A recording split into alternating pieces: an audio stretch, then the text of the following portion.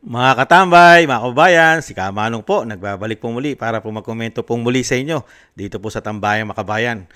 Komento po na inyong lingkod. Magandang umaga po muna, tanghali, hapon, gabi. Madaling araw po sa ating lahat, saan masulok ng ating bansa o saan masulok sa mundo tayo naroon. Ay maingatan po tayong lahat, mga kababayan. Ito po, komentuhan po natin, ito pong balita, mga tambay, dito po sa House of Representatives na pinamumunuan po ng sinasabi ng Vice President na tambaluslos na sobra-sobra daw po itong magnakaw di umano sa pera ng bayan. Ngayon po, mga kababayan, meron ng tambaluslos na tinatawag ang Vice President. Ngayon po, meron na naman pong susunod na makapangyarihan po ito.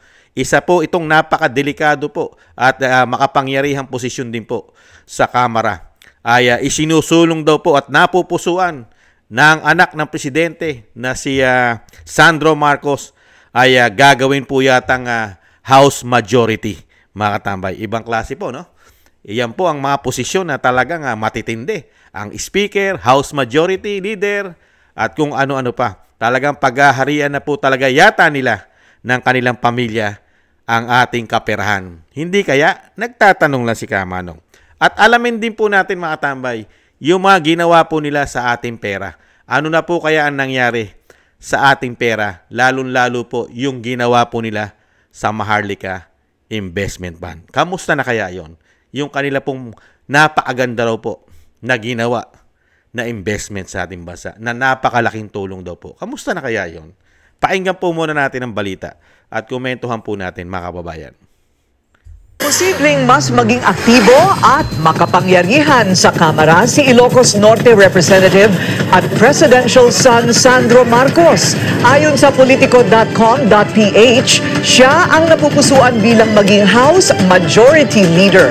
Ilang kongresista na raw ang nagpahayag ng suporta sa kanya sa isang fellowship dinner kagabi. Kung hindi mapunta ang posisyon kay Congressman Marcos, posibleng ialok daw ito kay Quezon Representative David Suarez. Nagsilbing Senior Majority Leader si Marcos noong 19th Congress.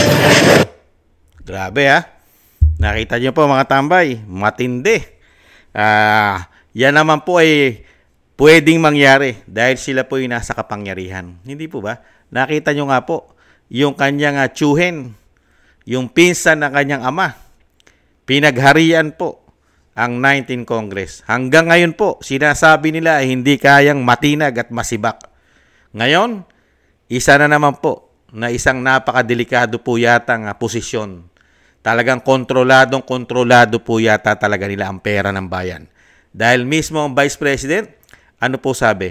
Noong 19th Congress, nakontrol na nila ang pera po ng mga Pilipino. Kontrolado po ng dalawang tao ang pera ng Pilipino. Si Saldico at ang tinatawag na tambaluslos ng Vice President. Ngayon, 20 Congress, mas patitindihin pa yata nila ang kanilang mga kapangyarihan, mga kababayan. At ibalik tanaw po natin yung mga achievement. Ito po kasi achievement ng isang tinuturing na sinasabing future president. Yan po ang tawag po nila dyan kay Sandro Marcos, future president, mga tambay. Ano po ba ang isang legacy ng isang tinatawag nilang future president na si Representative Sandro Marcos? Ano po? Kamusta na po kaya kayong kanyang ginawa sa ating kaperahan?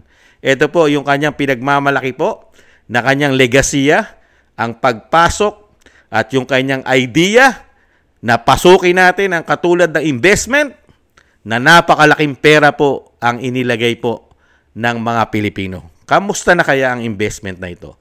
Ito po, ibalik tanaw po natin yung kanya pong ipinaglaban at naisabatas, mga kababayan. Ito po si Sandro Marcos. Ibalik tanaw lang po natin.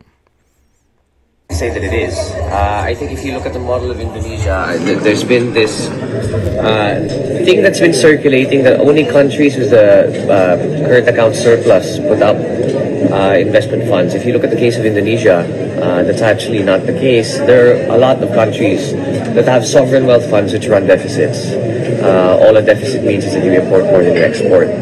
Now, with regards of it being the right time, if you look at the Philippines in terms of the growth indicators that it has been posting, I think if I'm not mistaken, 7.6. If we are going to go to the numbers that we are expecting, it's quite high. I believe we're either the second or the first, next to Vietnam, as to the fastest economies that are growing in the ASEAN region. The whole point of this, and you can see naman it's been politicized, but the whole point of this is that it is free from politics. It will be run like a private corporation, hopefully by technocrats that know what they're doing, to be able to make sure that the government's money is used properly and invested the right way. It is going to be run from a private corporation free from politics. Mga sinasabi ng tao na it will be taken from the pension money. Nakita niyo po mga tambay, yung kanya pong pinagmamalaki po na pera po ng taong bayan, ang Maharlika Investment Fund, mga katambay. Ito pa po yung sa kanyang ama. Ipinagmalaki rin po ng tatay niya, mga katambay. Yung good management is key. Good management daw po. Yung magandang paghahawak daw po. Yung pinakamagaling humawak. Mag-manage, magpalakad, magpatupad. Ayan daw po ang susi, mga katambay, ng tagumpay. Ito po, pakinggan po natin ang kanyang ama, ang Pangulo po, mga katambay. President Ferdinand Marcos Jr. underscored the importance of appointing good managers of the Maharlika Investment Fund, or MIF, as the secret to the sovereign fund's success. President Marcos recognized that there have been cases of unsuccessful investment funds and pointed out that management is crucial to any fund's success. Yan ang susi dyan. Kung korap ang ilagay mo dyan, korap talaga yan. Mamawala yung pera. Kung mahusay ang nilalagay mo dyan, lalaki yan at magagamit natin yung pondong yan. PBBM said he would immediately sign into law the said measure as soon as he get it. I will sign it as soon as I get it. Am I happy? Well, that is the version that the House and the Senate has passed, and we will certainly look into all of the changes that have been made. And I think most of the changes that were proposed and that were eventually adopted really had to do with the safety and the security of people's pension funds. Doon nag-alala ang tao. On Wednesday, Senate President Juan Miguel Zubiri signed the MIF bill. The measure would then be forwarded to House Speaker Martin Romualdez before transmitting it to Malacanang for the President's final approval.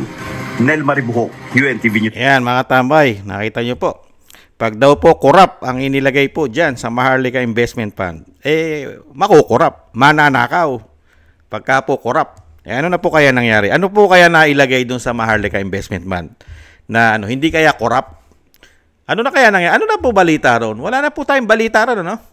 Wala na po. Hindi na po pinag-usapan. Magmula po na yan, yan po ay itatag at buksan at sinasabing dire-diretso na raw po ang pag-unlad ng Pilipinas. Dahil nga po, nilagyan natin na isang damukal na pera yan. Billion po. Pera ng taong bayan. Taxpayer money. Sana kaya napunta ang pera? Gaano kaya kalaki na kinikita? Dahil ipinagmalaki po yan ng mag-ama. Ipinagmalaki po yan ni Sandro Marcos at pinagmalaki rin po ng kanyang ama. Yan po urgent po yan. Ginawa po nila urgent yan. Dahil kailangan po nilang isabatas agad yan. Dahil napakalaki daw po. Potential. Lalong-lalo sa bansang Pilipinas, sa ating bansa. Na mamuhunan tayo ng ganyang kalaki. Para kumita ng isang damukal na pera. Mga kabayan. At magamit daw natin ito sa ating mga programa o sa kanilang mga programa na hindi na tayo mangungutang. Lalong-lalo raw po sa malalaki nilang proyekto na wala naman tayo nakita ng 3 taon. Ano na kaya nangyari sa pera natin, mga kabayan? Napunta na kaya ito sa crypto? Yung mga online business?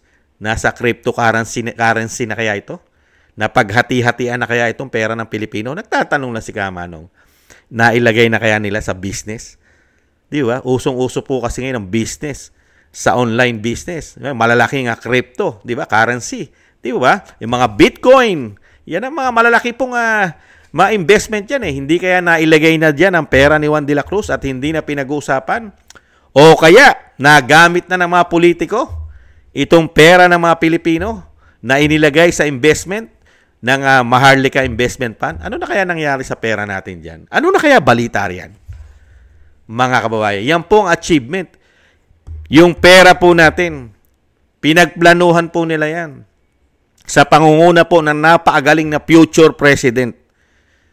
Siya po ang isa sa may panukala po niyan, ang future president na pinagmamalaki po sa bansang Pilipinas nila, si Sandro Marcos. Ngayon, i-appoint pa at plano pa nilang dagdagan ang kapangyarihan sa Kongreso. Gagawin pang majority leader. Mga tambay, pangalawa sa pinakamalakas makapangyarihan sa House of Representatives. Pangalawa sa Speaker of the House na kanyang tsuhin. Ano na kaya mangyayari sa pera ni Juan de la Cruz kung mananatili pang Speaker ang kanyang tsuhin, ang pinsan ng kanyang ama? Pangulo ang kanyang tatay, Speaker ang kanyang pinsan, ang pinsan ng kanyang tatay, Speaker. Ang kanyang tsuhin ay Speaker. Sila na pong lahat. Ano na, mga kababayan? Yung nangyari po ng 19th Congress, na-control po nila halos ang pera po ng Pilipino ayon sa Vice President. Ngayon kaya, hindi kaya nila lalong makontrol dahil mismo yung tsuhin niya ay may pinagmamalaki po sa taong bayan. Pinagmamalaki po, naihigitan pa nila. Dapat higitan pa ng papasok na 20 Congress ang achievement nila. Hindi kaya ito isa sa kanilang plano na mas higitan pa ang 20 Congress na ilagay na ang kalahi-lahian at kontrolin na ang bansa lalo sa kaperahan? Nagtatanong lang si Kamanong. Hindi kaya? Ito po, ibalik po natin. Ito po kasi ang achievement po nila. Kasama po siya ron sa achievement po ng 19th Congress. Leyte, 1st District Representative Martin Romualdez, sinamon ang mga kapwa-kongresista sa 20th Congress. Nahigitan pa ang mga mapagtagumpayan ng 19th Congress. Si Bella Lesbora sa Sentro ng Balita, live. Aljo, sa ngayon ay tuloy-tuloy ang paghahain ng mga bagong panukalang batas dito sa Kamara. Kahapon, isang fellowship dinner ang dinaluhan ng mga kongresista. The House of Representatives. Magsikap, magsilbi at higitan pa ang mga nakamtan ng 19th Congress. Yan ang hamon ni Leyte 1st District Representative Martin Romualdez sa mga bagong kongresista ng 20th Congress. Kahapon, nagsama-sama sa isang fellowship dinner ang mga mambabatas sa pangunguna ni Romualdez na siyang nagsilbing House Speaker ng nagdaang Kongreso. We wound up the 19th Congress as a very, very productive one. And in fact, most of us took pride being part of the 19th Congress, which even some of our members of the 19th called the best Congress. But I'm not going to leave it there because I think the 20th Congress may just live up to be even the better one with you there. Bagoy. Yan, nakita nyo po mga tambay. Nakita mo nyo po. Ano po mga achievement po ng 19th Congress? Sobrang pamumulitika. Sobrang hindi nila maipaliwanag ang pera ng taong bayan. Sarado ang mga libro nila ng napakatagal na panahon. Mga budget natin na blanco, nalalagyan po ng hindi humigit kumulang na 241 billion na wala lang. Wala na po silang say dyan. Ayaw na nilang pag-usapan at ungkatin. Katulad ng Maharlika Investment Fund na para po itong naitapo na sa basurahan. Inilibing na po nila ang issue na ito. Issue po ng Maharlika Investment Fund, nakalibing na yata. Ayaw na nila pag-usapan, lalo sa media. Ganon din po ang 2025 national budget. Inililibing na po nila. Ayaw na nilang buksan, lalong-lalo po ang media. Ayaw na nila magtanong. Hindi po ba? Ngayon, kukontrolin nila. Kasi napakarami nila achievement eh. Kailangan palakasin pa nila ang kanilang kapangyarihan. Hindi po ba? Dahil nagsama-sama na nga eh. At itong 19 Congress, sa pangunguna po ni Sandro, ano po ang kanyang legasiya? Kauna-unahan din po ito. May legasiya na po siya sa pagbukas at sa kanya pong idea, kasama siya sa ideas ng Maharlika Investment Fund. At kauna-unahan din po siya pumirma sa impeachment ng isang vice president na halal ng bayan na mahigit 32 million votes. Kauna-unahan po siyang pumirma ng impeachment ng vice president. Yan po ang kanyang legasiya. Napakagagaling. Unbelievable, mga kabayan. Ngayon, sila na po. Grabe na po nila gawin. Hindi katulad ni dating Pangulong Duterte, hindi siya naglagay ng kanyang anak sa pinakamatataas na posisyon. Di po ba? Ayaw niyang mabahiran ng interes. Di po ba? At may masabi ang taong bayan na nagkakaroon ng sabwatan sa gobyerno. Ngayon po, ano po nangyari? Hindi po ba ito parang sabwatan? Natutulog po at ayaw buksan pagka meron pong sumisingaw na issue ng korupsyon? Yung mga programa po na wala na tayong balita kung ano nangyari sa pera ni Juan de la Cruz? Hindi po ba ito nagiging sabwatan? Nalagay pa tayo sa kahihiyan? Bagsak ang ating ekonomiya? Baon pa tayo sa utang? Di po ba? Dahil sa mga ganitong naglilingkod sa ating bansa.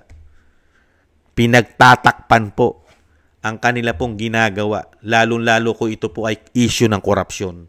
Kailangan pagtakpan gamit yata ang media. Nakakalungkot ang mga achievement nila, mga kababayan. Kaya lang po, nananatili pong tulog dahil yata sa pakinabang. Wala na po tayo halos nakikita na sinasabing lumalaban sa korupsyon ng mga politiko. Mabibilang mo na lang po sa mga daliri natin ang may paninindigan, may prinsipyo at galit na galit sa korupsyon. Mabibilang na lang po natin sa ating daliri, mga kabayan. Nakakalungkot po. Ganito po ang nahita natin. Yung ine-expect natin, inaasahan natin, nagaganda lalo dahil po nakaraos na tayo sa pandemya. Akala natin pare-parehas na tuloy-tuloy na uunlad ang ating bansa. Dadami na po ang trabaho, lalago ang ekonomiya, dadami ang investor na papasok. Hindi po pala. Unang dumami po ang issue ng korupsyon. Dumami ang pulburon. Dumami ang mga kriminal. Lumalakas na naman ang makakaliwa. Lumalakas na naman po ang pagiging kontrol. Kinukontrol ng mga oligarko ang ating bansa. Kontrolado na naman yata nila. Di po ba? Lahat sila. At lumakas po at dumami ang mga politikong mga magnanakaw sa ating bansa. Hindi kaya? Nakakalungkot po. Ganito po ang dinanas ng ating bansa. Yung malalaking issue, pera ng taong bayan, ay sarado na po. Nakakandado na. Dahil po sa ganitong pagpapatakbo po ng gobyerno natin. Wala na pong tumutugis, wala na pong lumalaban sa korupsyon. Baliwala lang po ang nangyayari. Kahit po magkabaon-baon tayo sa utang, ang pera natin mga nilagay sa mga sinasabi na investment, na wala na tayong balita, parang bulang nawala. Hindi kaya? Para lang bula yung kay lalaking pera. Ganyan lang po ang nangyari sa atin. Pagpasok ng 20 Congress, masihigitan pa pala nila ang nagawa nilang achievement ng 19 Congress. Dahil po, mas lalong nagkaroon ng kapangyarihan at tumaas pa ang posisyon dito sa plano nila na gawing House Majority Leader ang tinatawag nilang future president daw. Unbelievable, mga kababayan. Wala. Ganun talaga, mga kababayan eh. Dahil wala pong kumikibo eh. Wala pong mga mambabatas na kumikibo. Dahil nga po lahat yata halos majority ng mga mambabatas natin eh mas gusto po ang pakinabang kaysa sa pagiging politiko na may paninindigan. Mas gusto nila ang pakinabang kaysa maging politikong may political will. Hindi po ba? Pera-pera na lang. Nakakalungkot po. Yan po mga tambay, ang nangyayari po sa ating politika. Pati po, wala po tayong maasahan. Pati po ang ating mga men in uniform ay nananahimik din po. Ang ating mga politiko at ang mga dating mga naglingkod at pati ang mga retired na mga men in uniform ay wala na rin po tayong balita. Mga kababayan, kaya po naghahari po sila. Di kaya pinagharian na nila dahil wala na pong kumikibo. Mga vlogger na lang po yata ang kumu-question ngayon. Mga vlogger na lang yata ang nakakakita ng ginagawa nila, di umano. Pero ito pong mas mataas po at may kakayahan at may kapangyarihan sa mga vlogger ay wala pong kibo. Nananatili pong mga bulag, pipi at bingi. Di kaya? Nagtatanong lang si Kamanong. Kaya po pinaghaharian nila ang ating bansa. At talagang tama yung sinasabi ni Vice President. Ang ating bansa ay dire-diretso na po talaga sa kumunoy, sa basurahan, mga kababayan. Dahil naumpisahan na po eh. Pati ang World Bank, di ba? Ano sabi ng World Bank? Ang Pilipinas ay bagsak ang ekonomiya. Lalong-lalo pa sa mga darating na taon. Baon pa tayo sa utang. At walang investor na pumapasok. At ang ating turismo ay bagsak.